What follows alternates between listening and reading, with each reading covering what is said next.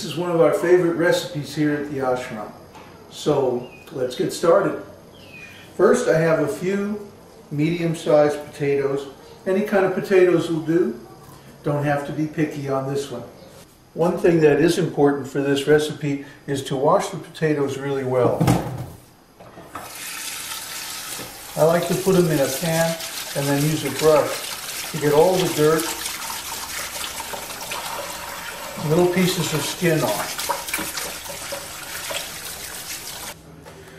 Now, take the potatoes, well washed, and grate it.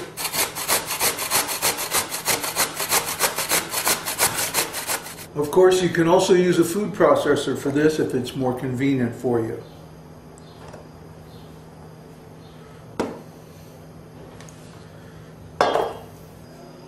Okay, the next step is to mash up the potatoes in a food processor.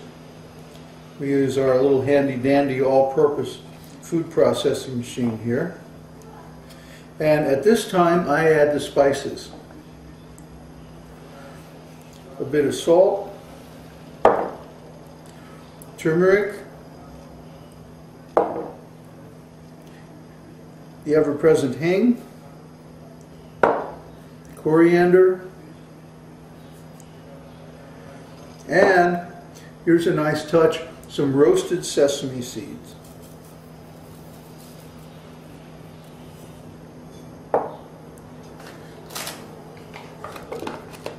Now we mash it all up.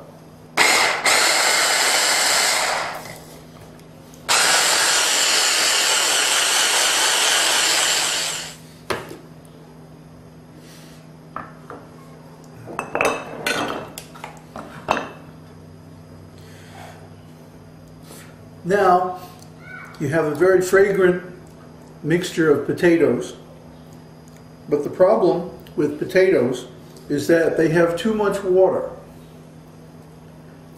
I don't know if you can see the water coming out when I squeeze them.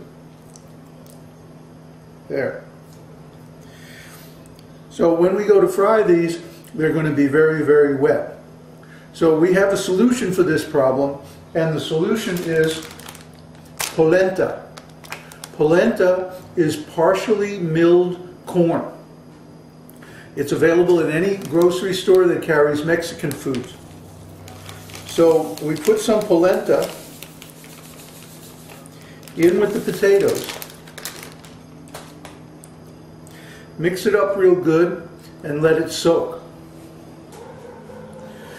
The idea here is that the polenta soaks up the excess water in the potatoes, and then when you go to fry them, the patties stick together nicely, they don't fall apart in the ghee, and the polenta adds a very nice texture and flavor to the pancakes. So now we put in a little more. Mix it up real good. Fold the polenta into the mashed potatoes and spices.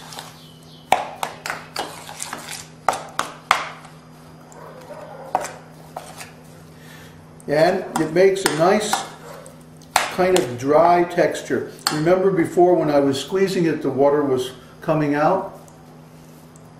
Well, it's still coming out because it hasn't had time to soak in. But you give it about an hour to an hour and a half of soaking in the pan, and the polenta will absorb all the excess water. Okay, it's a few hours later, and now we're going to actually cook the potato pancakes. So I take a nice saucepan and fill it up with ghee. This ghee has already been used for frying. It's good to keep the same ghee and use it for frying several times, because actually it doesn't wear out by just using it once, of course.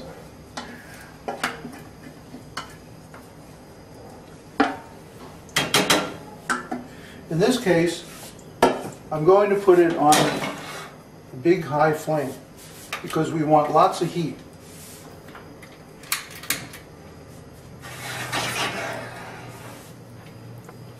Now, while the ghee is heating up, let's take a look at the potato pancake batter. Remember, this is made from potatoes and polenta with spices. We left the polenta in there to soak up all the water, excess water from the potatoes. Now, if we squeeze the potatoes, we can still get some water coming out, and you should squeeze it until all the water comes out before cooking. Now, the ghee should be really hot. I mean, almost smoking. Okay? The reason is we want to create a vapor barrier on the outside of the patties. So take some of the dough. And by the way, if you don't have polenta available, you can also use flour, either wheat flour or bean flour. Now I'm taking these and squeezing them very hard to get all the water out that I can get by squeezing. There's also a tool called a ricer, which can squeeze the water out of the potatoes, but there really shouldn't be too much by this time. It should be all absorbed in the polenta. So now I have a little patty like this. The idea is to put it in the ghee while the ghee is very hot and seal the outside and create a vapor barrier, and that way all the steam is kept inside to cook the potatoes. We call this the surprise. Surprise!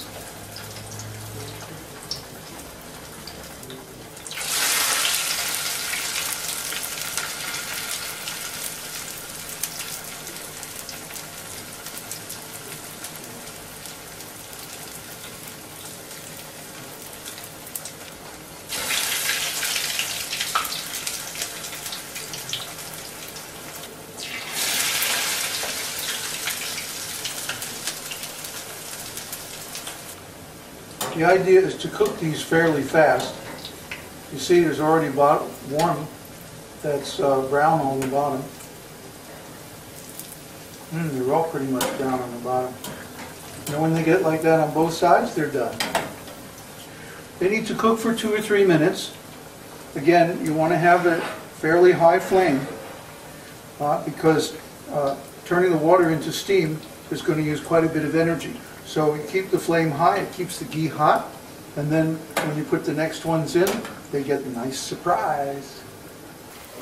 Now, of course, there's going to be a lot of little pieces that break off, so you want to spoon those out of the ghee so that they don't burn and make the ghee taste burnt.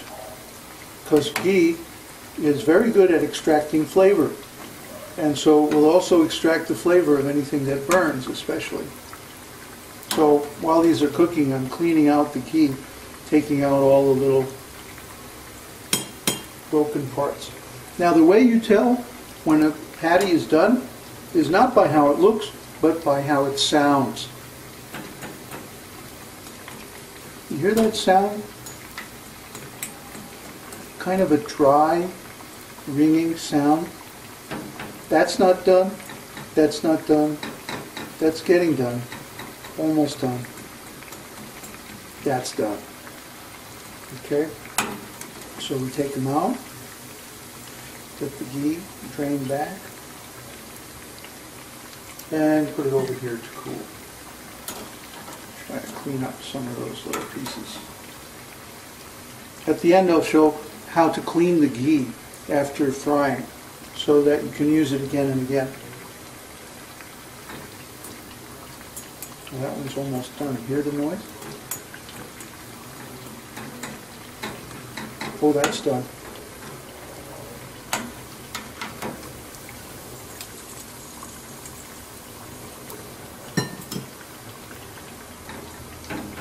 No, those aren't done yet.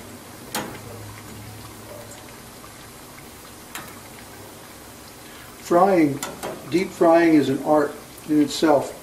It's really important that the ghee is hot when you put them in because that minimizes the absorption of ghee into the patty. Not that we're cheap about our ghee, but we want to try to keep the amount of fat down.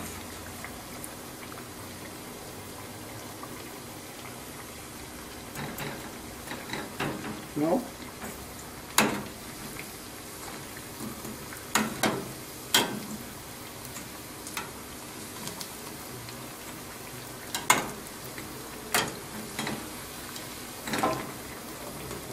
Ah. Hear that sound? That's done. We just need to get done on the other side a little bit more, and then we're ready for the next batch.